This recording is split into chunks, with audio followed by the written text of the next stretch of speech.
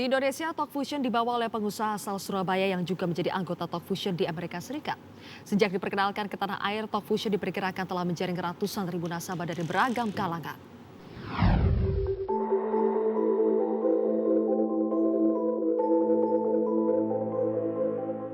Bisnis Talk Fusion dibawa ke Indonesia oleh sejumlah orang Indonesia yang tinggal di Amerika Serikat yang juga anggota level tertinggi Talk Fusion.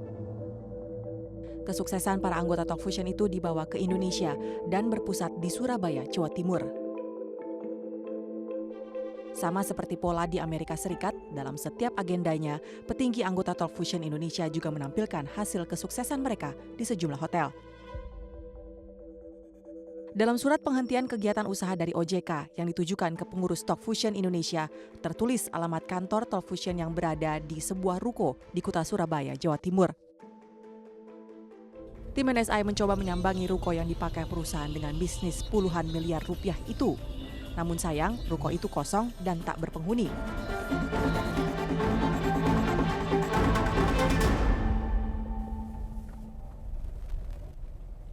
Tidak terlihat aktivitas perusahaan dengan putaran uang miliaran rupiah itu. Ya nggak apa-apa, cuma ngobrol-ngobrol aja. Kenapa nggak mau direkam, Mas?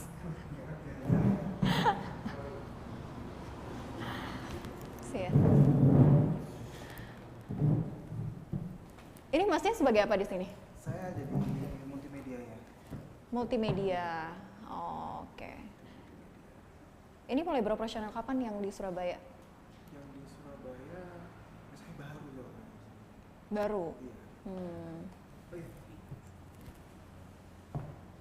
Kalau Mas ini sama baru. sama multimedia juga. Oh, berarti ini yang bagian apa nih? Controlling maintenance website, terus persiapan untuk workshopnya gitu ya? Workshop atau seminarnya gitu. Iya, untuk desain grafis kayak apa? Hmm. Majalah. Terus kalau di kantornya sini untuk operasionalnya yang handle siapa? Selain bagian multimedia ya? Yang handle sih sebenarnya saya sih langsung ke ini ya, depan direkturnya. Direkturnya ada di atas? Di mana? Direkturnya belum sih, jarang sih datang sih. Hah? Pak Mario jarang.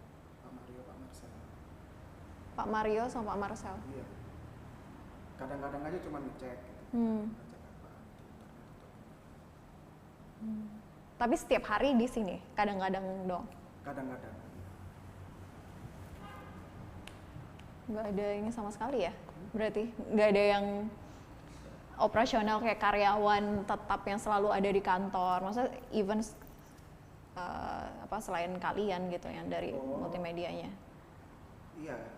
Soalnya belum operasional juga gitu, belum jalan juga. Belum jalan. Iya. Jadi memang nanti kan rencana ini akan dihandle sama Amerika kan. Bukannya memang anak perusahaan dari Pegawainya. Amerika? Hah? Jadi nanti akan langsung dari karyawannya juga atau apa dan semuanya itu nanti. Oh gitu, Iya. karyawan Amerika juga akan Ada kesini, juga nanti. stay di sini. Iya. Jadi ini masih dari apa? Indonesia Prepare. Masih prepare gitu. Karena ini Kapan rencananya? aku kurang tahu. Halo, misi Pak. Dari baru berapa lama kalau itu rukonya? Yang Talk Fusion itu? Banyak. Itu kan baru bangun itu, Mbak. Paling udah 3 bulanan baru.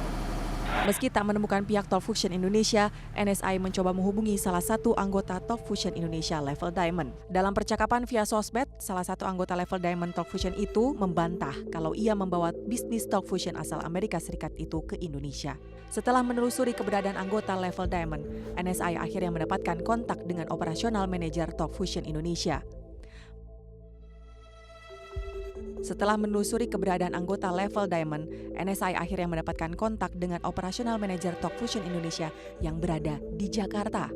Mereka bersedia memberikan hak jawab lewat email.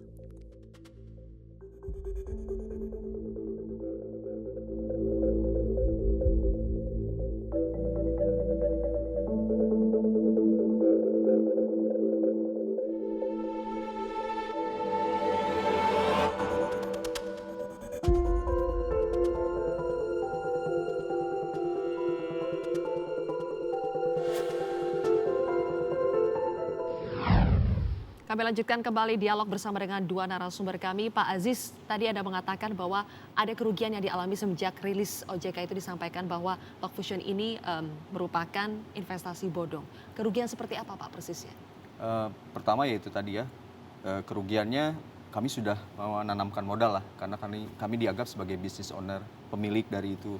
Nah setelah ada rilis OJK kan, berarti kami tidak mungkin lagi mengembalikan uang yang sudah kami investasikan di situ. Itu yang pertama Mbak, yang kerugian yang kemudian yaitu tadi yang tadi disampaikan, hubungan kami dengan teman-teman jadi tidak baik lah. Jadi sangat-sangat berat sekali buat kami dianggap orang yang melakukan kegiatan dengan tidak ada izin gitu. Ilegal lah begitu Ilegal lah, ya. betul, iya. Oke, merekrut orang tapi sebetulnya tidak ada izin. Iya betul, itu yang paling. Tapi sejauh ini masih berjalan tidak sih? Yang lain-lain masih berjalan tidak? Orang-orang masih merekrut tidak?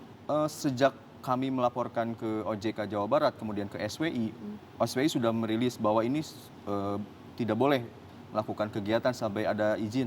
Mereka tetap bergerilya. Itu tadi yang Mereka ini siapa yang Anda maksud? Ya asosiat yang lain di Bandung, ini kan di Indonesia, seluruh Indonesia. Jadi mereka tetap menjalankan karena berpikir mungkin ya harus ada iming-iming juga dari mereka yang bahwa ada izin dari BKPM yang tadi izin prinsip itu yang mereka gunakan. Padahal kan izin prinsip mungkin ya, setiap pengetahuan saya kalau baru izin prinsip tidak boleh dilakukan sebagai izin untuk usaha gitu Mbak. Pak Aziz, tadi Anda mengatakan mereka itu kan tidak hanya menawarkan komisi, tetapi juga katanya banyak iming-iming yang ditawarkan kepada para asosiat. Itu apa saja Pak? Itu ada sampai 7 atau yang pertama tadi pas ketika kita merekrut satu orang kita dapat $120. Kemudian kita kalau pairing dapat 2, dapat lagi $150. Itu selama ini selalu berjalan dengan lancar pembayaran komisi itu? Lancar Mbak. Tidak ada masalah? Tidak iya, ada penundaan? Tidak ada, karena mereka memang menyatakan bahwa setelah kita merekrut orang itu 3 menit masuk ke ID itu kita. Apa? Ditransfer atau apa? Masuk ke ID. Masuk ke ID. Jadi lewat Pasapai, jadi dia lewat pembayaran internasional masuk ke akun kita gitu. Jadi kita punya akun di Pasapai, mereka siapkan gitu. Terus iming-imingnya tadi apa saja Pak? Iming-iming yang lain ya selain kita menjadi business owner, kemudian juga bonus-bonus yang lain, juga ada ya seperti biasa lah kalau multi level kalau mencapai tingkatan tertentu, dia pendapatannya kalau misalkan itu bisa 130 juta per bulan, bisa lebih banyak lagi kalau levelnya lebih banyak lagi gitu. Yang saya dengar itu mereka kalau bikin promosi itu gila-gilaan, besar-besaran sekali Pak, pamer mobil mewah, benar demikian? Betul. Jadi salah satu yang membukakan mungkin ya, mereka punya tagline pensiun muda lah, kaya muda pensiun muda gitu ya. Jadi mereka juga dengan gaya yang ya itu tadi menggunakan mobil mewah, kan orang akan lebih melotot ya kalau lihat.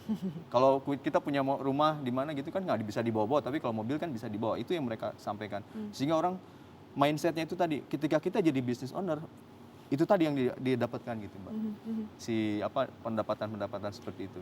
Dan itu akhirnya yang membuat banyak orang yang tergiur mau bergabung. Ya, pekerjaan yang sudah dimiliki sebelumnya apakah ditinggalkan juga demi ini? Kalau saya sih enggak Mbak. Tapi ada juga yang seperti itu? Ada Mbak yang memilih profesi jadi ya murni jadi ini. Ada leader-leader yang sudah berhasil itu mereka memang sudah tidak Pak, bekerja. sempat cari tahu tidak sih bedanya Talkfusion yang ada di Amerika dengan yang berjalan di Indonesia? Apakah skemanya sama atau jangan-jangan ada yang berbeda, ada modifikasi sendiri kalau di Indonesia? Yang harus disampaikan juga. Jadi mereka tidak jujur kepada kita pada awal. Karena ketika kami sudah tahu ini, akhirnya kami masuk lewat websitenya mereka. Mereka menawarkan paket itu tidak seperti itu Mbak. Jadi yang dari Amerika ada paket yang hanya $99, ada yang 500 gitu. Jadi kita boleh memilih.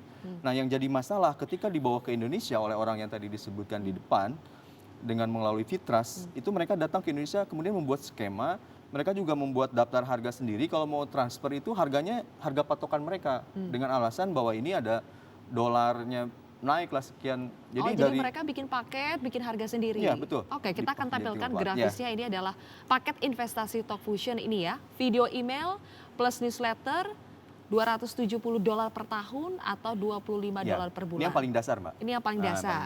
Oke, kemudian ada paket basic. Ya, lebih mahal lagi, Pak. $540 per tahun atau $50 per bulan. Ya, kemudian ada lagi yang best deal. Ya, ini ada lagi yang lebih dari ini sih sebetulnya. Ada yang mereka tawarkan yang tadi saya sampaikan yang nah ini Mbak, yang paket unlimited ini. Ya. Ini maksudnya apa, Pak? Unlimited itu kita bisa menggunakan 5 produk itu, juga kita bisa menempelkan misalkan saya punya perusahaan Ajis, ayam goreng Ajis, nah itu bisa mereka tempelkan di situ gitu. Sebetulnya produk mereka ini jalan nggak sih Pak? Ya, gini Saya aja. ingin lihat aplikasinya ada nggak sih Pak? Yang gampang Boleh saja Mbak ya. ditunjukkan? Ini contoh, ini ada video chat ya Mbak ya. Ini video chat ini kita kalau kita pakai itu nggak bisa Mbak dipakai. Kemudian misalkan saya coba video call ya. Video call itu kitanya ada nih di sini, tapi nggak keluar gitu Mbak. Jadi ya mungkin leader-leader itu bilang bisa gitu ya. Seperti ini ya, ini saya mau video call contohnya sama istri saya nih. Iya. Ini ada, tapi kan kalau ada video call ketika dia terima, ini sampai begini aja terus-terusan. Jadi cuma bisa ngelihat wajah kita aja. Apa bedanya Pak? Apa yang spesial dibandingkan dengan aplikasi lain misalnya WhatsApp call, video call begitu? Apa bedanya? Tidak, sebetulnya ini malah kata saya ya itu tadi. Kami ini semua tadi itu karena jadi business owner itu Mbak. Awalnya di situ. Dan mereka pun tidak menjual produk ini dengan alasan di Indonesia belum support sistemnya belum lah. Misalkan belum ada jaringannya kurang bagus gitulah segala macam. Makanya ketika kami tanyakan beginilah. Kalau mohon maaf saya misalkan ada satu produk MLM, dia kecantikan. Apa dia pasti kan suruh begini cara ngolesnya gitu. Nah, mereka kalau jualan produk seperti ini, dia akan terangkan kalau video chat, video email seperti ini bikinannya. Mereka tidak menekankan kepada itu. Jadi kita memang ya diabaikan. Bapak sendiri pakai nggak? Nggak pakai Mbak, karena Nggak nggak pakai bisa. produknya. Tadi keterangan dari Pak Aziz mengatakan masih ada loh Pak sampai sekarang yang masih menjalankan pola perekrutan tadi meskipun sudah ada rilis dari OJK dan juga himbauan dari Intelkam, Kabar Intelkam Polri. Betul. Langkah yang akan dilakukan kepolisian Pak, jangan sampai ini terus berlanjut Ya. sebelum adanya titik terang. Semestinya ya Mbak, kita mungkin bersama dengan teman-teman dari OJK, salah satunya sudah memberikan warning kepada masyarakat. Jangan sampai ikut kecemplung dalam permasalahan ini. Nah, ini yang mungkin salah satu sosialisasi yang sudah dilakukan, seperti OJK sudah merilis ya. OJK dalam hal ini adalah Satgas Waspada Investasi sudah merilis baik di media cetak maupun di media elektronik untuk Talk Fusion ini sudah dicabut untuk sementara diberhentikan kegiatannya. Nah, memang mungkin ini masyarakat mungkin di sini dengan kesempatan yang ini bisa kita menghimbau agar tidak mengikuti terlebih dahulu sampai dengan proses hukum ini bisa berjalan dengan baik. Pak, Talk Fusion itu kan sudah masuk ke Indonesia kurang lebih sejak tahun 2012 ya. 2012 ya. Tapi kenapa rilis itu baru keluar belakangan ini? Apakah dari kepolisian juga mengetahui Pak? Kita juga baru tahu nih dari teman-teman OJK ini kegiatan yang dilakukan oleh Talk Fusion ini bisa dikatakan adanya dugaan investasi ilegal. Ya, kalau mungkin Pak Ajis kemarin tidak melapor ke kita anggap kegiatan yang dilakukan oleh Talk Fusion ini berjalan dengan lancar saja, tidak ada yang dirugikan seperti itu. Dan teman-teman dari instansi terkait lainnya yang mungkin harus memiliki kewenangan untuk memberikan izin juga tidak pernah melaporkan kepada kita, berarti kita anggap ini sudah hal yang sudah bisa berjalan dengan baik di Indonesia seperti itu. Pak, sebagai masyarakat awam begitu ya, bisa tidak sih kita mengetahui apa sih sebetulnya ciri-ciri investasi bodong itu? Kan pasti terbaca polanya dari beberapa kasus yang sudah terjadi selama ini. Satu yang perlu diwaspadai, biasanya investasi ilegal ini selalu menjanjikan bunga yang besar. Seperti contoh, dia memberikan bunga dalam 1 bulan itu 7,5% dari investasi yang diberikan oleh masyarakat kepada dirinya seperti itu. Nah, ini perlu kita waspadai karena bank saja itu bunga dalam 1 tahun itu hanya 5%. Bagaimana dia bisa memberikan kepada nasabahnya atau customernya lah bisa memberikan bunga per bulan itu sampai dengan 7,5%. Jadi Nah, kita bandingkan dengan lembaga yang resmi ya, begitu Pak? betul Mbak. Kementerian Perdagangan itu melalui Kemendak nomor 32 tahun 2008 itu, jadi kalau nanti dihitung oleh teman-teman kita dari yang berkompeten dalam hal ini, dia memberikan bonus lebih daripada 40%, itu patut diduga. Itu sudah merupakan kegiatan skema Ponzi atau skema piramida, bukan multi level marketing lagi. Kalau bisa dikatakan perekrutan orang dalam hal multi level marketing itu juga diatur. Ya, diatur di dalam undang-undang perdagangan juga diatur hal yang seperti apa sih yang boleh dilakukan untuk kegiatan penjualan langsung atau multi level marketing. Itu sudah diatur. Jadi itu boleh, Mbak. Boleh. Namun dibatasi dengan aturan-aturan yang lainnya. Seperti Baik, itu. oke. Pak Aziz, terakhir sekarang kan katanya Talk Fusion ini sedang mengurus izin lainnya yang diperlukan ya supaya betul-betul legal begitu. Apakah ketika nanti sudah tidak ada masalah lagi dalam bidang perizinan, ini kasus ini akan tetap dilanjutkan atau sebetulnya apa sih harapan dari para associates Anda ini? Ya, intinya gini Mbak, kami yang kami ikutin adalah Top Fusion Mbak.